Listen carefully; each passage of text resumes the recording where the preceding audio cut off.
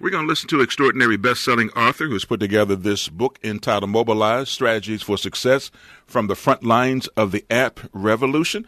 I'd like for this extraordinary best-selling author to give us her full name and then give me a brief synopsis of what this book is all about. Good morning. Good morning. My name is Rana June Sobhany, and as you mentioned, the book is about apps, and I really wanted to create kind of a guideline and resource for people who were curious about why iPhone apps have gotten so big in the past 2 years, seemingly overnight.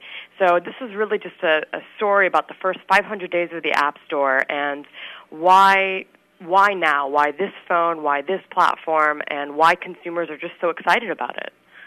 Now, for many of us who finally got a BlackBerry, but it seems like even though we have a BlackBerry, it seems like the iPhone is the one that the smart ones get, the ones who seem to be the brain. So what's wrong with us BlackBerry people? Why do we need to get an iPhone? Well, actually, something that people don't know is that, some people do know, but a lot of people don't still, is that BlackBerry does have their own app store. I think that the difference here is that the iPhone app store just has 300,000 apps available for download. So it's just the scale is so much greater than any other mobile platform. However, for business, I would say BlackBerry is still the way to go because you're dealing with, communication, messaging, and obviously having a physical keyboard is great for that. But I think the iPhone has really opened people's imagination up to what's possible on a mobile device. This is a little computer that you have in your pocket.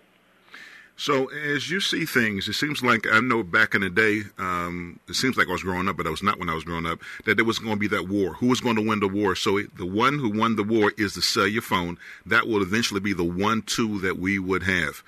For those who don't understand what an app is, what an app can do, are they expensive, etc.? Why don't you give me the little history of the whole app community? Sure. So, in the olden days, maybe 6-7 years ago, there was a device called a Palm Trio, and it was really popular. And I don't know if you remember that, but it was, a little pocket organizer. It had a stylus, and it was the first, full-featured smartphone that people would carry around with them. And I think during that time, developers and people who would write computer programs realized they could write software that would run on cellular phones.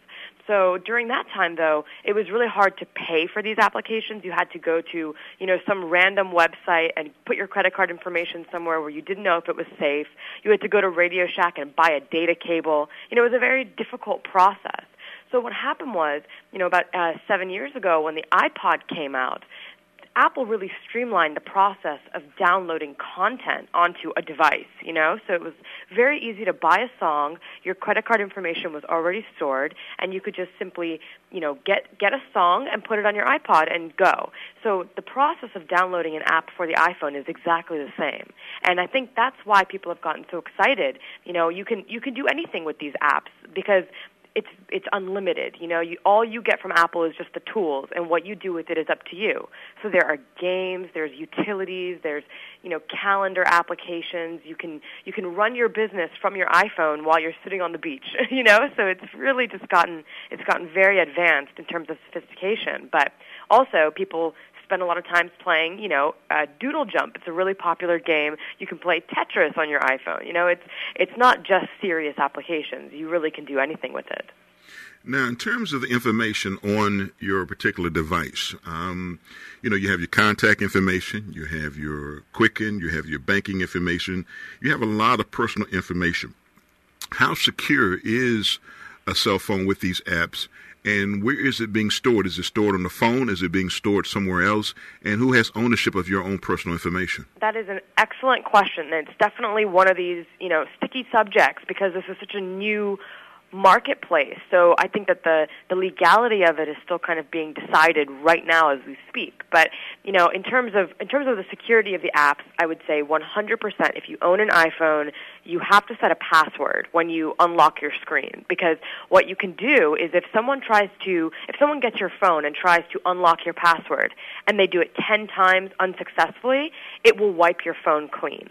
And so that's a really good feature. Additionally, there's a feature that Apple has called Find My iPhone, and if your phone is lost, it will trigger the GPS within the phone, and you will have the ability to, very easily wipe the phone. So there's that on the security front. But on the flip side, a lot of these apps do cache the information on your device, and they don't store it in the cloud, and that is very good. But definitely, we're going to start to see in the next, between 6 and 18 months, I think the FCC is going to really start creating some barriers around what's possible on the phones. But I think it really comes down to how you treat the device. And if you're careful with it and, you make sure you log out of everything when you're done, it's just like using a computer for banking.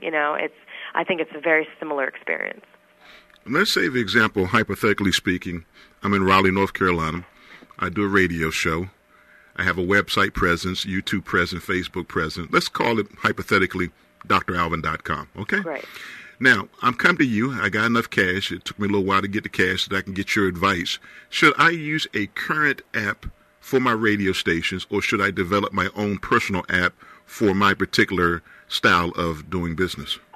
Excellent. So this is one of the things that I think people are surprised about. I don't necessarily think custom development is for everybody, because I think a lot of these tech companies make their money by confusing consumers and consuming their customers, because you can pay up to $100,000 for an app. It's not a small investment. So I think it depends on what you're trying to do. If you are a big brand and you have very specific needs, you can't get away with just having a template app. But if you have functionality where all you're trying to do is just reach out to your audience and your fan base, there are a lot of really good templates out there that are inexpensive, and for as low as $500 you can have an app in the App Store.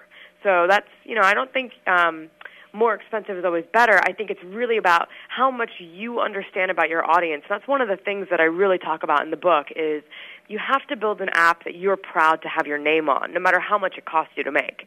And, you always have the ability to improve it, but if you have something out there in the marketplace, you can't take it back.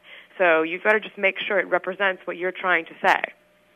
Because pretty much all I want to be able to do, hypothetically speaking, is to be able to broadcast my radio station, which talks to world leaders and thinkers 24/7. So I want to have live streaming. I want you to be able to click my videos that I'm now producing videos of my interviews. So hopefully I'll eventually put this on a video. And then also to be able to get the audio clips. So pretty much something relatively simple to those kinds of things. Do you know of an app that will do those things, hypothetically speaking? Well, it's not a specific app. I mean, I think that there are definitely, some good streaming radio apps where someone would have to directly find you within that app. But I think, if you even just Google can be your best friend here, and searching for iPhone app template or, fast iPhone development, you will find a lot of companies that offer this. And it's as simple as, just putting in some information and picking some graphics. Kind of like, maybe a few years ago, the website builder templates were very popular. It's very similar to that.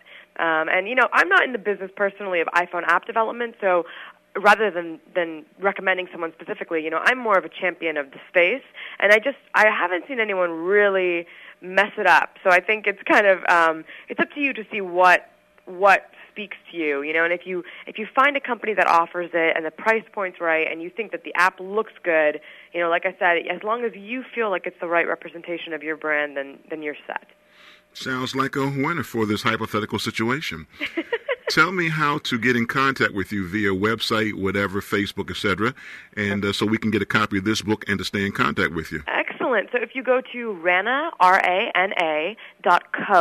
you can find all of my speaking engagements and a link to the book and a lot of other good info. And then if you go on Twitter, I'm at Rana June, RanaJune, and I tweet a lot. So that's a good place to find me.